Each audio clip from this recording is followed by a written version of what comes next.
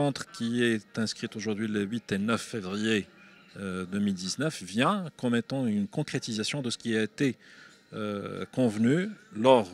du dernier forum, le deuxième qui était tenu à Agadir il y a de cela un peu plus qu'une année. Et l'idée est de traiter un certain nombre de sujets et de questions qui, je dirais, aujourd'hui se posent avec acuité en raison, je dirais, du double, je dirais, de la double appartenance en quelque sorte, ou bien du double parrainage des lois en matière de droit de la famille qui est appliqué de façon générale à notre communauté établie à l'étranger. Donc, dans ce sens, donc, on a établi, je dirais, un programme riche et diversifié dans lequel vont prendre part des avocats marocains qui exercent à l'étranger en matière de droit de la famille, des avocats marocains qui exercent ici au Maroc, des magistrats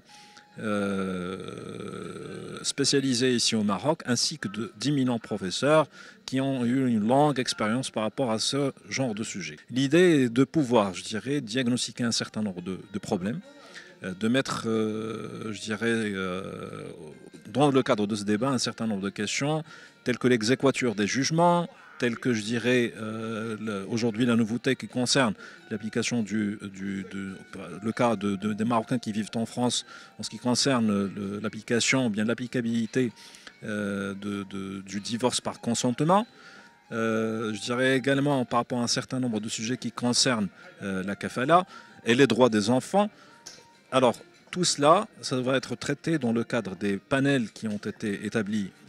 dans le cadre de ce programme et certainement à travers les discussions desquelles, normalement, on devrait avoir des réflexions et des pistes de solutions à même de pouvoir enrichir le débat actuel qui concerne la réforme du Code de la famille marocain. Ce forum vient consacrer effectivement une pratique qui a été mise en place depuis 3 ans